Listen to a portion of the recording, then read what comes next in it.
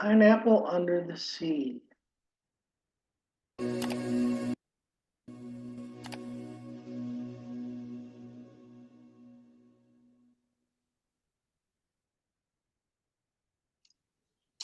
hello everybody. Welcome back to Double Trouble Wednesday with our lovely Jessie. And wow, what a lineup of shows we have today with the Pineapple Under the Sea, which I'm sure we're going to be very intrigued to know more about.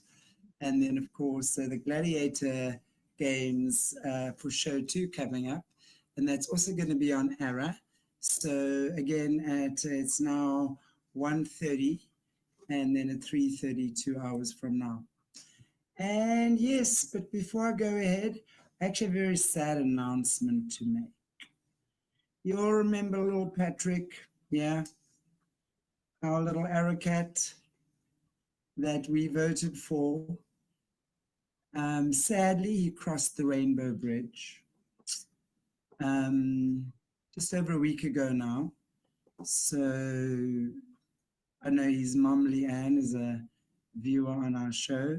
So I wanted to just say I wasn't quite ready to speak about it before. And yeah, I'm very sad. But he's safe. Leanne has had a rough time with her cats over the last month. So maybe just send a prayer. Thanks, guys.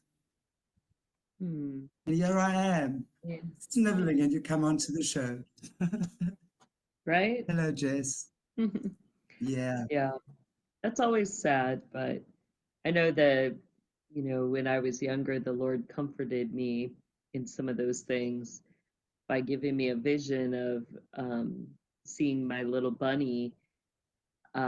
Before I knew she passed away, I had the vision that she was up, like wiggling her little butt, kicking her legs up in a funny way, and I heard the Lord laughing. He was enjoying her. And so maybe we can end Yeah. on that little note that the Lord, enjoys these little critters, and it's a good place for them to be. Yeah, absolutely. I had the privilege of spending, I was on the phone with him and his mom when he crossed over. So it's a great privilege to be part of that. And Yeah. his time had come to cross over, but it's never easy. Right. So thank you, everybody. That was about, I think, maybe 2 weeks ago now, actually. But Um, but yeah, I just haven't really had the courage to say it on air yet, but I just have. So yeah. thank you, Jess. And maybe you want to just open for us in prayer. Yeah. Heavenly Father, we just lay at your feet our hearts today, Lord, and the sadness that's there, we just give you the space and the time to minister and to comfort, Lord. We ask for a special grace over little Patrick's mama, Lord, that you would just um, comfort, console, uh, give her those moments of peace and solace, Lord, knowing that we don't have control over your timing on things, Lord, and we thank you that your grace is so abundant. Um, we ask that you would just minister that grace to her heart today, and to everybody who was so excited and so supportive of this little guy, Lord. We thank you for the moments that we all had with him. We thank you for that, and that it brought us all together, Lord. And we thank you for the support that we can give to those who pour out um, just so much into these little ones. Sometimes their care demands so much, Lord, but we thank you for the time, the effort, the love that was poured out. And we ask, Lord, that as we have this conversation today, that you would bless our technology, bless our equipment, bless our Wi Fi and our airwaves, and give us strength, even in the midst of sadness and downtimes, to um, just keep pressing forward. We ask this in your heavenly name, Father. Amen. Amen. Thank you, Jessie. Yeah. Anyway, okay, well, welcome everybody. It's wonderful to see you all. You were met with my snivels, but we do know that little Patrick is just beautiful, where he is across the Rainbow Bridge and back with his beautiful creator. So, and you know, it's also brought to my attention this week, for some reason, or the last maybe 2 weeks, a lot of animals, a lot of people have mentioned to me that the animals have actually are crossing over now. And Leanne as well, with her other cats, she's had a really rough time. She's lost a lot of her other cats all in a very short space of time. So not just little Patrick. But yeah, so let's just send prayers there as well. So anyway, it's a tough time, guys. We're sending prayers out there. You all know what's happening. So let's just stick together and hang in there and have each other's backs. That's for sure. Yes, yes. Mm. Big hugs. How's your People need that today. Exactly. How has your week been, and what have you got on the smorgasbord? Lots in of these central shenanigans. streets? Yeah, I'm getting excited. I've got Saturday, I have the workshop about Lord help my unbelief, and there's just been so many amazing things that the Lord has been talking to me about lately, and that's part of this whole workshop series, you know, in encouraging people in what we call spiritual formation. You know, what do we value spiritually? What are the things that we have that are these sacred treasures? Belief is one of those, and it can be the most difficult to exercise, especially in times, you know, hard times or trials. And as I was, you know, preparing this week, I was remembering back to when we first started the anointing oil, and the Lord had told me to, you know, to pray into it, belief. And, you know, as I started to focus on that, like, what do I believe that the Lord is going to do? You know, it's like, Lord, I believe. I believe that you can heal the sick. I believe that you raise the dead. I believe that you cleanse the lepers and that you cast out demons. I believe that you can do the greater than these miracles. You know, I believe that you are not the God of the dead, but you are the God of the living, you know, and just taking hold of those things. So, you know, I get excited when, you know, after these workshops, I hear stories, I see how the Lord's working in people's lives through it. So, just a special thank you to all those who have attended, those in the past. If you can register, sign up, you know, come join us for lunch Saturday, and it's from 9 a.m. till 2. And it's going to be a really good time of, you know, looking at how to strengthen our beliefs. So there's still a few spots left, but they always tend to go quick. And Wonderful. I'm just going to pop up your banner here again so we can. yeah, you can get all that at the kingdomlivingwithjessie.com. Yeah, and then if you want to wonderful. support those that we support, the chants, the veterans, the survivors, you can do that at illuminatethedarkness.com. Thank you. Wonderful, Jess. Well, Yeah. please tell me, what is a pineapple under the sea? Don't you know that one? I was trying to remember it. It's kind of funny because where the term became kind of famous was through a kid's cartoon, SpongeBob SquarePants, and my boys were just big on that. And it's got this little catchy tune, you know, where it's like the pineapple under the sea or something, and then that, you know, it will reiterate his name. But so every time I talk about it, I keep hearing that song. But you see the imagery for it other places as well. You know, the Beatles were ones that one of their albums, they had the huge yellow submarine.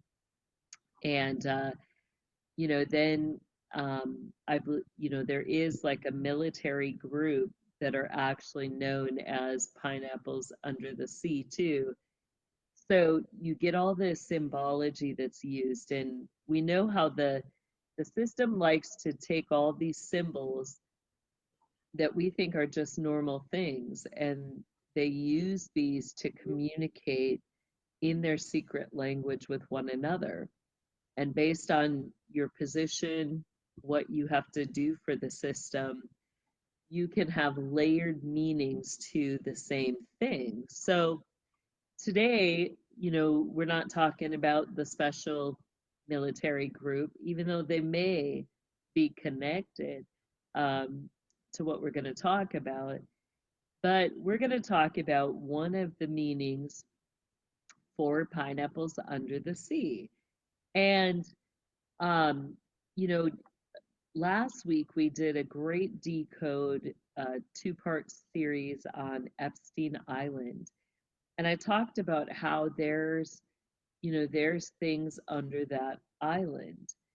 And, this really opens up the conversation about Epstein Island really begins to open up the truth about what is underground. And, we've talked about how the system uses things above ground as a way to map or identify what is below ground. And your below ground is far more vast than, the average person thinks. And it's purposeful. Like we're trained to think only on the above ground. Um, and even there, selected areas, like the system does things to kind of hone our focus, and it starts in grade school, in geometry, in science, they focus on things like, Antarctica is just all ice, all glaciers, and it's so thick, there's just nothing under there. Yet, how many years later, guess what came out today? They found civilization, a secret civilization on Antarctica. Why did they, puff up the stories of the glaciers and the ice and nothing there? It's because they don't want you to look. The same as the Greenland area. You've got massive underground military bases there. People are able to build things in the snow beyond the Eskimos. They're not the only ones um, who creatively, survive in these climates. Yet, they hone our view to what they want us to see. Yeah. And there's just so much more. So pineapple is one of their images that they'll use. It could be at times interchangeable with the beehive imagery, but you get different shapes of underground Nazi military bases that they're going to identify certain ways. Pineapple became one of the base structure builds for their underground submarine hubs that they would have. And, why that shape? Well, it allows them to have multiple docking stations at different levels, particularly in the surface of the deep. So um, it became a way that they would connect the land above with land that would be below mass amounts of water. When you think of that shape, that just became one of the ways that they would connect the land above and be able to then continue to build a military base that is going to be, in the land under the water. So their tunnel systems aren't just here on Earth, what we would consider the natural land. You have them even building into, subterranean levels. And, that's part of the I mean, it's beyond technology, but that's, the way it is. These are individuals who are masters at not just building in the physical, um, and different layers of the physical, but they're also masters in building things between the physical and the spiritual realms. So all those interconnections and working with spiritual gates to do that. Um, so, we're going to look today at some of the things that they use this for, you know, and usually, like I said, it's connected with your underground Nazi submarine bases and lines. So we're going to look at one of their big intersecting hubs. Why I'm pointing this out is because all these submarine hubs are going to interconnect. um, and where's one of the major connecting pieces? It's a place that we know well, we've talked about before. Let's go ahead and show the first picture. So one of the other major um, hubs is Biltmore, the home of Gloria Vanderbilt. And um, you we what I brought out about um, this place so far, we've talked that there's underground. We talked that, are there mythical creatures? We've talked about the apothecary things there. I haven't really covered a lot about the Nazism, um, you know, connected to this place, but that's what we're going to do today. So when you look at the face front of Biltmore, you see kind of the three prominent, um, we'll say in the face front, the structures that the system puts into their buildings. You've got the middle, which represents that baseline contract in Solomonic magic.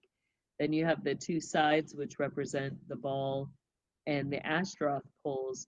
And there is a reason that, usually you see those three-line contracts really high, um, and, more prominent. But why do we not see that? It is very purposeful that they're what I would call half stacked. Why are the poles half stacked? It's because it goes back to contracts with Ashtaroth, which when you see her sigil, the middle line contract in her sigil is half stacked. Why? Because it represents a throne, a seat. And, her seat, particularly with the lower abysses, Ashtaroth does not have that middle seat, where, she has authorities over some high places, but then there's abysses and high places that she does not have authority over. Those authorities have been given to Abaddon. So that's why we see it this way. And, representing a hold on certain authorities. So some of the other things to point out in this, like when you're looking at that middle um, column there at the face front with the door, when you go to the right of that, you kind of see this area with all these little windows before you get to the next, what we call the Ashtaroth pole. In that area, um, you have a massive spiritual gate. They call it the atrium, but this beautiful area, all these plants, it is a spiritual gate, and that area perfectly lines up.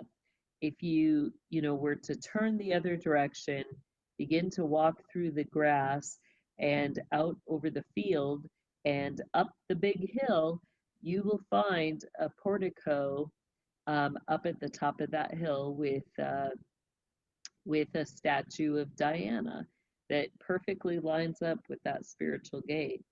Um, Diana just being another representation of Ashtaroth and the different contracts that Gloria Vanderbilt had with Ashtaroth and other principalities and authorities. So, that's just one of the gates. Now, to the left of this, you have you have um, the garden areas. They have, more atriums that on the property there. And then you're going to have vast fields that are surrounding all around mountain ways. Now it's to the left underground past that portico, where you start to get some of the connecting avenues to their underground Nazi facility. And these individuals are very skilled at types of magic. They're skilled at working spiritual gates. Um, to the regular human eye, you can't see these things, nor can you see how to get in or get out. But we're going to get into the underground area of um, Biltmore, and this area is mostly like under kind of that left side, um, going stretching out a little bit towards the back area. Um, so in that back left area beyond the house and then stretching out to that whole left side, you have a massive underground there.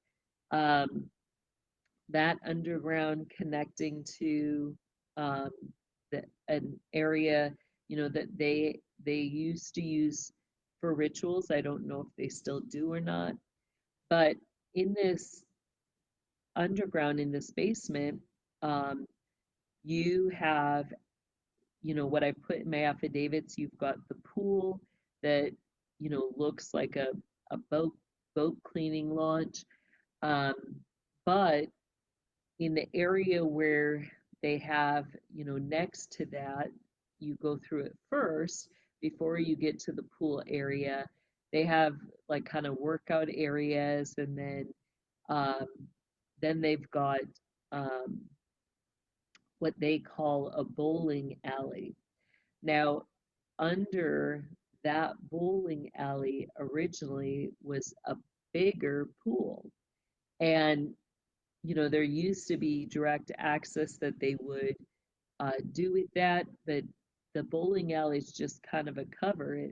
It's really all magic. Like it's a cover so that you don't see the pool under there, where they engage in more ritual things that's even bigger than the one that is shown, um, you know, and talked about in my affidavits. And, that's all under there. And then you've got through their corridors that are going to connect to that underground submarine line. Um, that submarine line, it does have all these interdissecting parts, which we'll get into.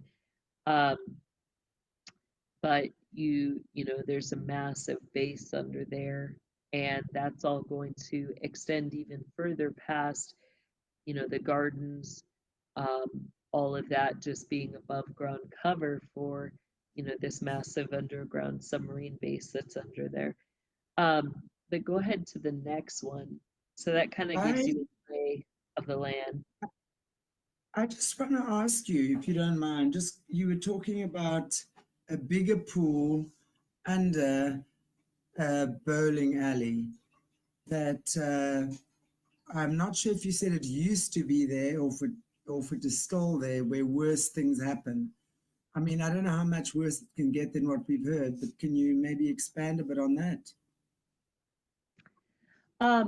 Yeah, I mean, you have mass amounts of death that would happen there. That would be an area where um, they would have different priestess games and training.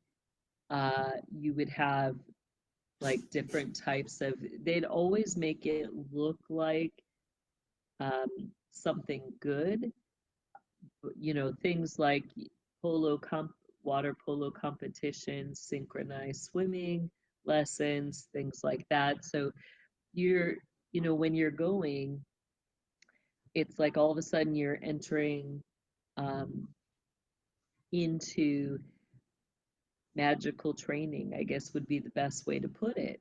And in that magical training, you think you're there for one thing, but you're going to find out quickly that you're in a competition and, everybody's using magic and you are now in a situation where you got to survive. Um, but in that, they're going to kill mass amounts of children in there. That, so they'll hold the games and use it for rituals and things like that. Is it still there? I Yeah. believe it is, yeah. Yeah. And still using it? I don't know about that because Gloria has passed, she passed away a few years back. I don't know if they still are renewing contracts on that, but I don't think they can continue to renew their contracts. So I think some of those have been broken and they're just kind of stuck, not being able to renew that on the land. Yeah.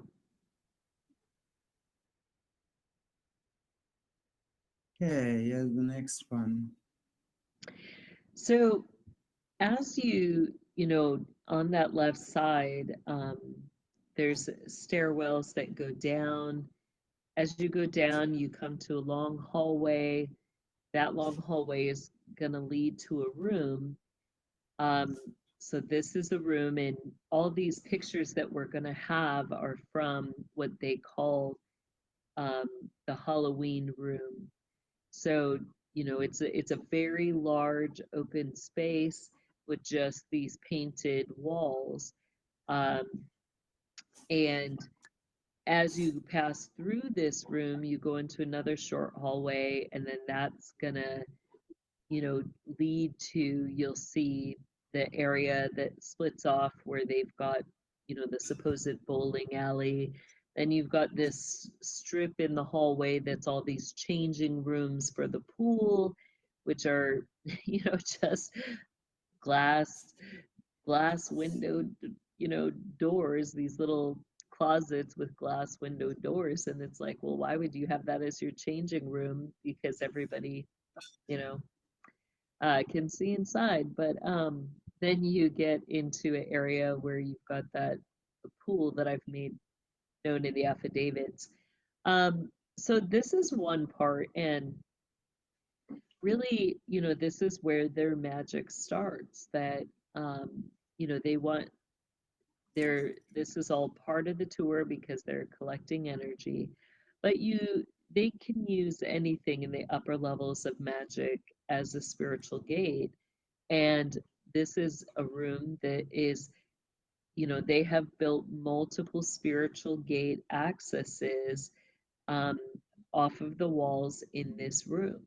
So literally they can use this room to get from a point, from point A to point B, point C, point D, um, in multiple places are represented by the images, the pictures that we see here. So, um, you know, this is some of it. You see like this side, this wall, you see the domed kind of what looks like stucco buildings. You see the domed shaped top. That can be used by them to go to any building that has a dome shaped top.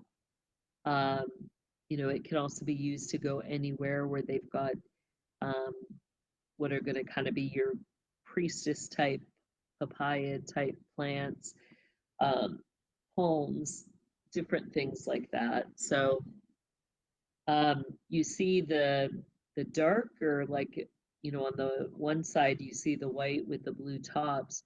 Then it kind of changes to a night scene where you have, a building without any light on it. That would be used, if they're accessing it during hours of moon magic, in the nighttime or evenings, um, where they can access any domed building at night. You know.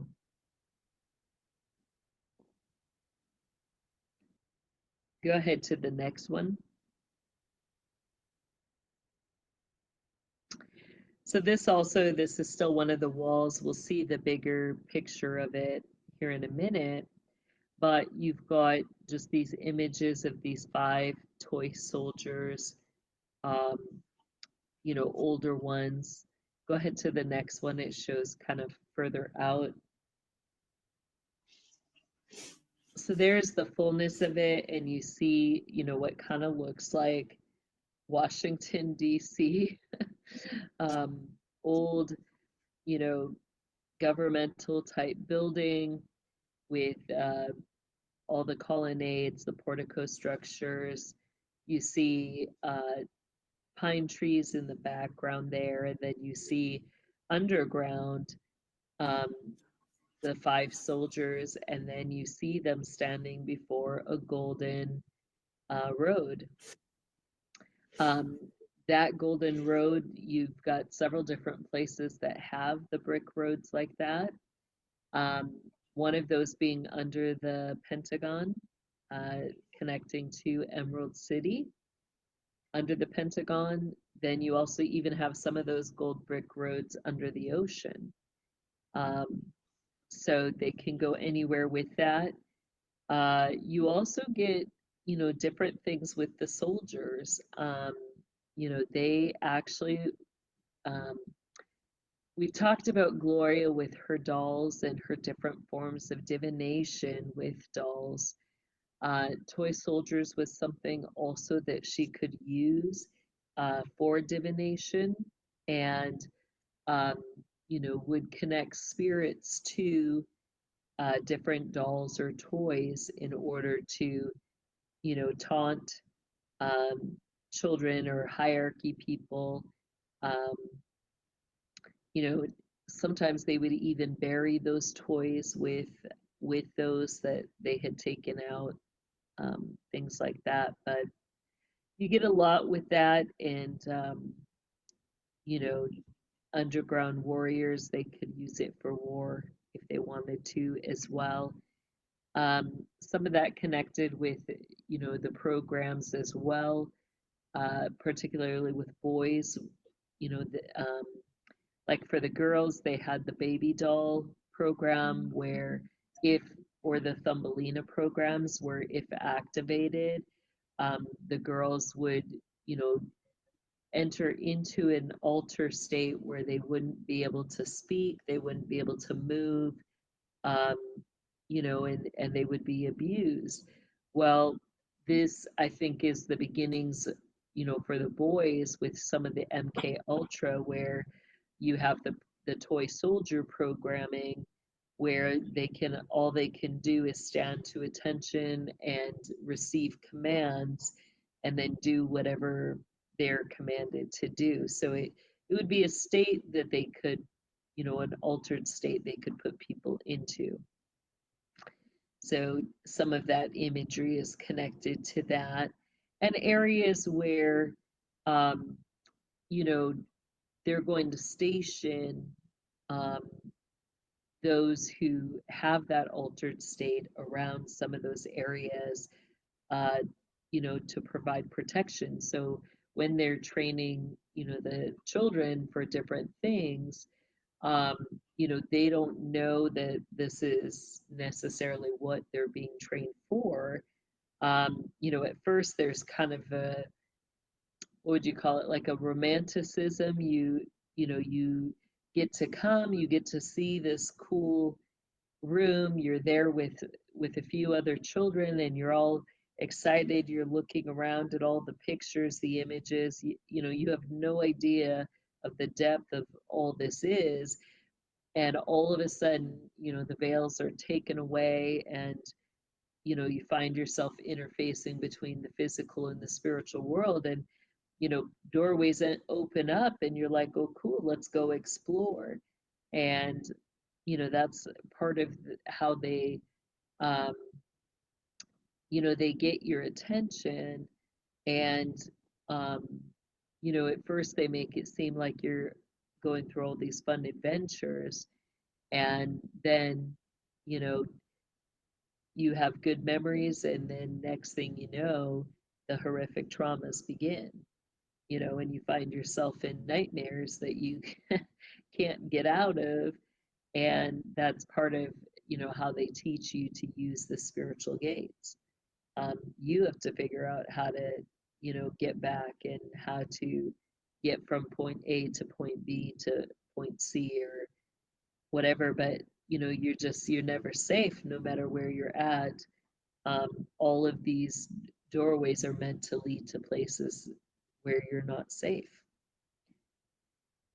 And so, another way we could look at this would be, the it's common for your hubs to have areas where they're going to build multiple spiritual gate accesses. Like if you go into a Masonic lodge, that's a building where it's common. Like if you go into um, the lodge, a lot of people will be really sensitive to the energy because it's chaotic energy, the way that they build the accesses, the multiple doorway accesses, because you have, when you think about it, spiritual gates or the fountains of the deep, the portals, whatever you want to call them, they have natural energy flow, they have a natural song. Yet each gate is tuned to a different song. What they will purposely do is put gates with, they'll open up a doorway to a gate with a major tune and put it right next to a gate with a minor tune. And, that's comparable to just a child playing on the piano, and it's going to sound chaotic, and, there's going to kind of be that feeling where it doesn't make you feel good. You feel a heavy, heavy suppression, and you can get a headache. You can feel like you're going to throw up when you feel that. At some of the state capitals, or like LBJ Library was one of the places we went there in Texas. When you go on the tour, when you go to the next floor, you literally step off the elevator, and in that hallway, they've built multiple gate access ways, which all of a sudden you step out and you get like that heavy suppressive, feel really sick, and you're like, man, I want to leave. You just want to quick get out of that room, right? Well, why did they call this the Halloween room? Because when people step in that room and they're thinking, man, this is called the Halloween room, and all of a sudden they feel that icky feeling because of all the chaos and all the different gate accesses, they're just going to be like, let me get out of here. They're not going to really spend a lot of time. They're not going to reflect. They're not going to, they're going to try to get out of there as quick as they can and just go through it. So that's one of the things that they did with this place. But so each area by the walls is a different gate access that they can open at any time they choose and get from a point A to a point B. So go ahead to the next one, and this is kind of called corridoring, when I don't have a better name for it, but basically you have a main area, and through the murals, or like you'll get it in the churches where um, you have all these different colonnades um, leading to kind of a different little segmented area in the church. Um, it's how they would build corridors off of the spiritual gates and access to different places. So this is, like you're just entering in the room from that long hallway, and then you see the door there on the far end. That door goes then to the hallway that leads to um, the bowling alley, and the gym, and then further like into other things that they've got down there. Eventually, where it goes on the right side of Biltmore, under there is where you have the kitchens, the cooking. You have a room where that they call the China room, but they used to teach lessons on how to make, um, you know, mask and China face dolls um, back there. So that's where, cooking lessons would be, and not, we're talking grotesque things. This is not, just your regular dinner parties. Um, so all of that being interconnected. But so we see some more here. You get, some imagery of waterways, you get imagery of forests, you um, even get pyramids, and then um, you know, just lots of doorways, lots of windows that are going to be in the images, the pictures. Even some people, um, why do they do that? It's because, they're marking in that area somebody that you can inquire of, and what that person or creature or animal is going to look like, that you can go to touch base with if you need something. So that's what they're marking in these images. Go ahead to the next one. That's wild. Seriously. Wow. Yeah, it really is. So here when you first enter in to the left, that's where you see the pineapple under the sea. And notice, like, you see it under the sea. Um, right next to it, or right, next to it under that fish, that actually, they have in this area several random pipe caps, um, that, you know, just look like you've got caps over areas where they had piping that they just randomly stopped. Um, but this, that can be used to access and go directly to the underground submarine baselines, both there at Biltmore as well as Epstein Island and other places where they have built their access. So, um, not just Epstein Island. And let's get into, you know, as we look at this, where does that imagery come from? As they've drawn it here, it's not just a pineapple under the sea, but notice how it very much has that octopus type feel.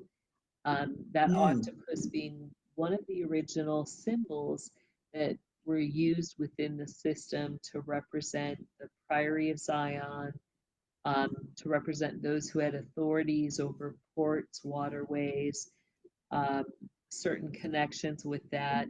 The eight-pointed octopus then also, they changed where you get the layered crosses that also have 8 points, and became the imagery of their sign, in this sign we shall conquer. So it became a sign of representing their authority, their conquering of different areas and territories. Um, so we see some of that in this imagery, as well as, we see kind of what looks like the sea kelp above, and, with those tentacles under the pineapple, those also representing sea kelp below. But that image, that we see the sea kelp in, notice how many mansions you see wallpaper that looks like that in, right? That's a common design. That design going back to architecture and the different, we've talked about how the architecture is a way that they would use to mark different altars, not, not altars as in personalities, but actual altars where they're going to worship certain horned deities, and marking where altars are and who the altar is to. That's what they'll do in the architecture. So we see that, in those areas where they have pineapples under the sea, um, they will have altars built. Um, those altars connecting to the architecture. So, we know that both there at Biltmore as well as Epstein Island, you have multiple altars. So, um, we've broken down where the one at Epstein Island is. Um, so, again, beyond where they have committed different crimes in the pool, there in the building itself at Biltmore, you have, those grounds beyond um, the garden areas where that submarine base is, where they're also going to have altars there. Okay, go ahead to the next one. All right, so that's just an older picture of Gloria Vanderbilt and her two boys, Carter and Anderson. And so in this, let's remember what Gloria's position in the system was. She was a Grand High Priestess for the Eastern Quadrant. She worked hand in hand with Laurie Cabot Kent, as well as with individuals like Maxine Sanders, whose husband was one of the major, considered one of the major founders of Kabbalah. Part of their job was overseeing the training for a lot of the different priestesses in the system. Initially, you had another individual that worked with them to do priestess training. The top women over the priestesses were Laurie and Maxine Sanders, and they were over the priestesses of Delphi and the priestesses of Melissa in the system. Then you had Dolores Ashcroft. Somewhere along the lines, Dolores decided that she was not, really wanted to separate the priestesses from men in general, and really took, wanted to teach more of the divine feminine. And so Dolores branched off and created the priestesses of Gaia. Underneath those priestesses, you have a lot of other priestess groups like the Eastern Stars, which are under the Masons. Also, under them, you're going to have your Daughters of the Nile, your Daughters of Job, your Daughters of Sarah, your Daughters of Rebecca, your Rainbow Girls, all of that being structures of the different priestess groups. Gloria's specialties were, dark magic, particularly in regards to necromancy, different forms of divination through necromancy, which included, her doll houses and different things that she would do with that.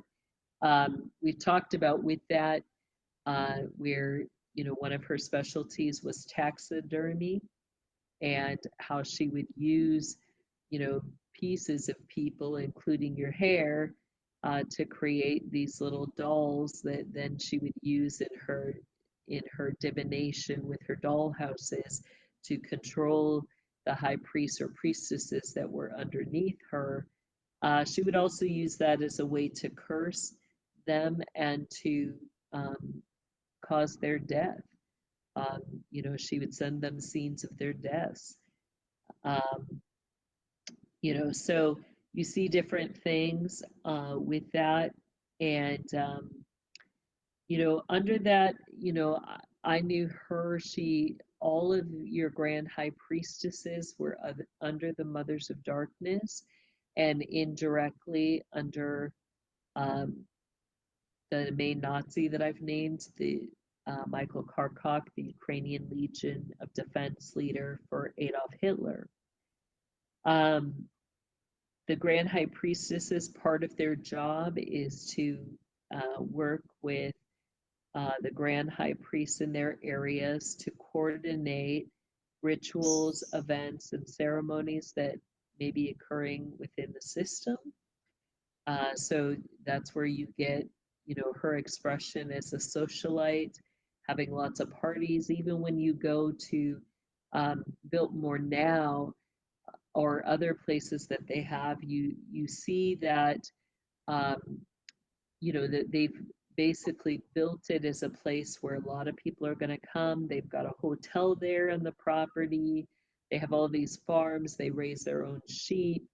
Um, you know, all sorts of things that they do there. They now have an art gallery there, um, you know, and they're going to have people coming through using it almost like a museum, gathering, collecting energy, um, you know, and so that's some of what a Grand High Priestess does.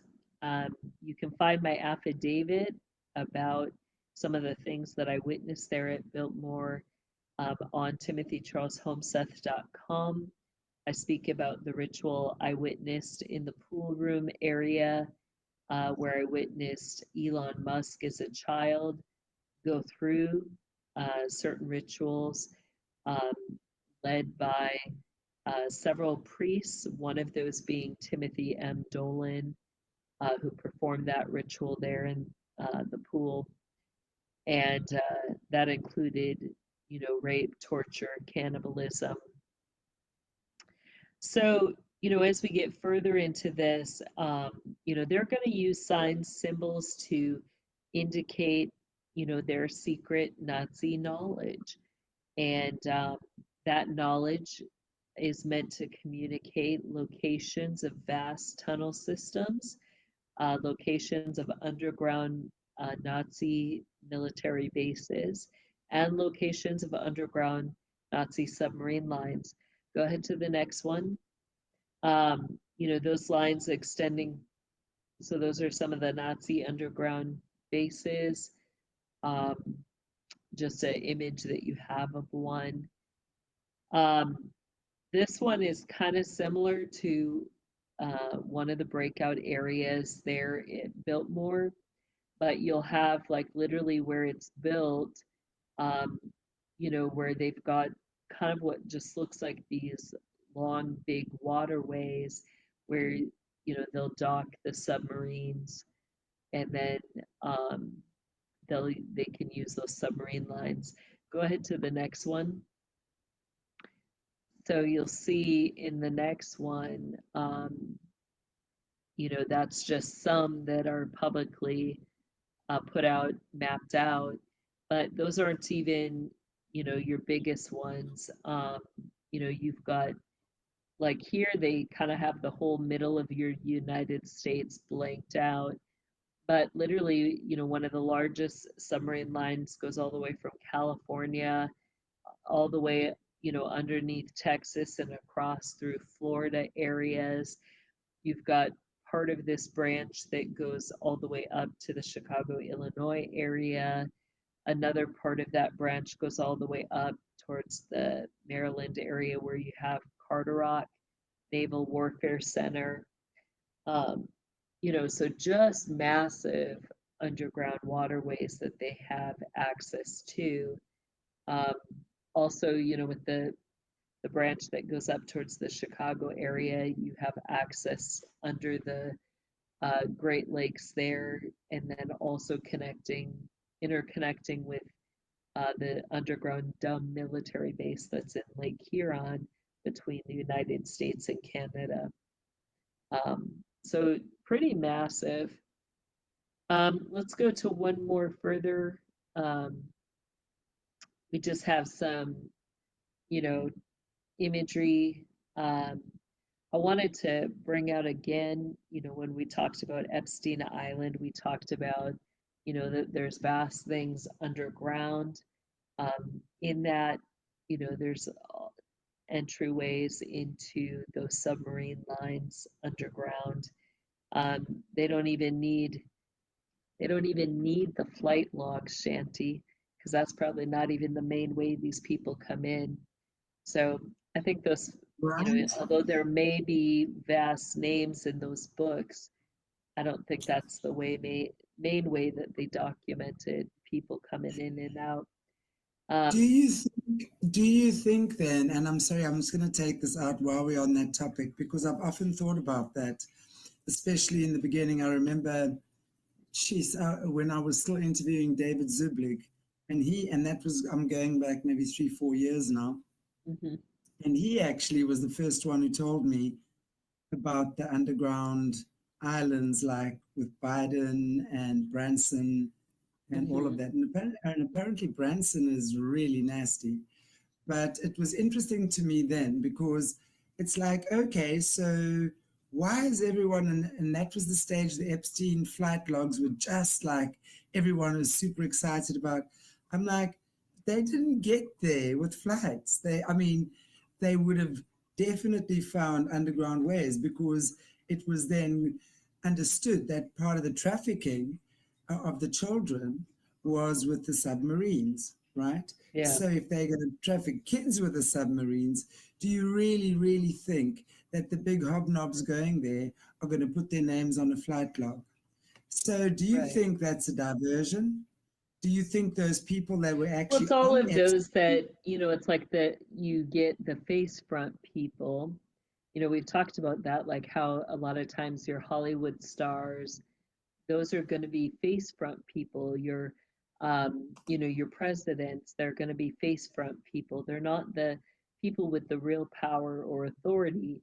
And the people with the real power and authority are willing to sacrifice the face front people. They're willing to let them be caught, versus letting everybody know what's really happening in those places. So you do get the interconnection between all of those islands. And are there extensions to these bigger hubs under each of those? We know certainly that there's, it's been reported the underground access under a lot of those. I've put in my affidavits the connections with individuals like the Bidens,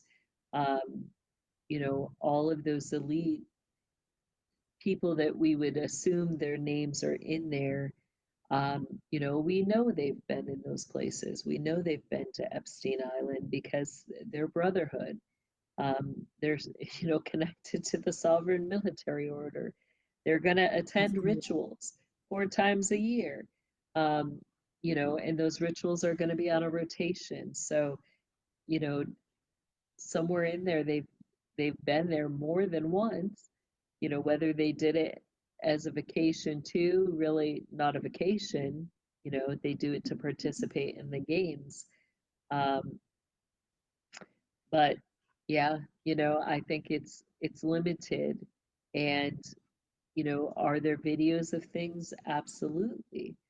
I think though we need to put out a caution here too, because this was going out, and I know that there's times that I get threatened as well. So, but Timothy put out an article yesterday about, just be aware, you know, there's rumors that, or alludings to, um, people saying that there may be videos that the Epstein logs have, or videos have not been released because DJT may be in there. It is my full belief that that is fake information, that that is a psyop, that that is meant to discredit. And, another way that they're going to try to, you've got the light side of the system trying to look like heroes in this. And, they are targeting our president and his efforts to end human trafficking and his efforts to clean up our executive, judicial, and legislative branches. So if you see stuff Timothy put out, that there's stuff that he believes is going to be faked through different AI methods and means. That's my full belief too. And, I've stated before, he was not part of upper level circle groups, nor, was he part of rituals or things that, took place within the system. Even when I was a child, he was considered an enemy to those at the upper levels. So that is, my experience. And so just be leery if you hear stuff like that, because I think that that's going to unroll. And, we need to not fall prey to fake information. But I see that coming out too. Discernment, and this is what we say, it's discernment is the most important spiritual gift or spiritual muscle that we have to be exercising at this point, really. These guys are clever. Well, here's one last picture. Do you want me to pop it up? Yeah, go ahead. So this is, again, just an overall view of that area on Epstein Island. And, we'll have to get into a further show and get into some of the deeper stuff on the Biden and the Branson Islands. Because, you get also connections with underground hubs there. But there's just so much information, it's hard to cover it all in one show with all of these, Wow. No, I mean, are we taking a trip to the islands, Jess? Are you going to be island hopping? We'll open up the portal. Let's draw pineapples on the wall, and we'll open up the portals. I'll have a pineapple. I'll put a picture of a pineapple behind me, and then you all know. Right. Yeah, we island hopping now. Yeah, on Arrow for the next couple of weeks to figure out what's happening in these islands, or on these islands, or under these islands. I mean, it's amazing because, again, you're looking at Biltmore. And I know in one of our previous shows as well, we did speak quite a bit about it. But, man, going there as a tourist, and then underneath is, in the restaurant you're sitting is a taxidermy for humans. I'm like, how depraved is that? Yeah. Right? It's such a mockery. It's not just a mockery of God. It's a mockery of humanity. You know what I'm saying? It's a mockery of we as humans. And this is what we really need to wake up to. Because they're mocking God, and they mock us. They mock our children. They mock our animals. We are just one big mocking circus, it seems, over here. Yeah. But as long as we remain disconnected and sitting 24/7 on the phone and not actually waking up to what's going on, we will continue to be the butt of their jokes, because that's really what we are. And it's up to us to just step out of that zombie mode, man. It's crazy. And when we look at what's happening, like here, the portals into these underground places, everything is a freaking portal. Every second thing, right? Why have I missed them? Why have I missed them? But think of how much time they spend making us believe that there's a separation between the physical and the spiritual worlds, right. And right, as well right, as our right. physical and our spiritual body, because they don't want us to have that understanding that of the oneness that's there, because they don't want us to use it. Exactly. And as long as we remain disconnected, they will continue to do so. That's the trick, and people will talk about that. They have that understanding, but yet the application of what that actually means to reconnect. What does it mean to reconnect? You got to reconnect spiritually. You really have to reconnect to the Holy Spirit. That will then guide you to reconnecting your emotions, your understanding of how it fits together. And then on a physical level, obviously, your body will also start healing then. Your relationships everything starts changing. But we have to take that step. And until we take the step, it will continue to be this way. We'll continue to sit in restaurants with human taxidermies underneath it and think we're having the most fabulous experience that God ever gifted us because we got a free pass to Baltimore. Yeah. Oh my goodness. Yeah. It's crazy. I mean, my mind, I'm trying to wrap is. my head around this. Yep. So, yeah, it's, I mean, there's so much to be said on this topic. As you say, there's so much more. And I look forward to checking out the Brandon, The Branson Brandon, and the whatever, Biden. Brandon, whatever, those two little terrible twins, right? So, I mean, Right. I look forward to checking out. I mean, it's just so depraved, though. I mean, it really is. I mean, it really is. But anyway, it's up to us to wake up and see, because when we see, we can understand, firstly, which people around us are affected, and doesn't mean we make them into enemies. We try and understand what it is they've been through. And yes, there are those who are really dodgy and they don't have any good intentions. Absolutely, that's not for anything you should be entertaining or engaging with. But the ones around us and the children, it enables us to look around for the kids at school, look around. How many children have been affected? How many mothers do we hear of, you look at Africa, it's a known fact that Africans have been selling their kids into slavery for millennia. Why? For money, right? Where does that notion even come from? Why do we feel so powerless that we have to give our power away to those who make our lives better? It's crazy to me. It really is. Yeah. But anyway, one day I think it'll all make sense. Yeah. Right. One day. Yeah. Oh, not sure if Chanti got cut off or not. Here you are. I'm back. I'm back. She quickly had to take a portal journey somewhere. Where'd you go, Chanti? Apparently. I'll let you know if I take a portal journey. You'll all be the first to know, I'll tell you that much. I'll be appearing, bouncing around from person to person. You'll all be seeing me in person. I'll be so happy and so excited. Right? I don't need to pay for head trips. Anyway, lovely.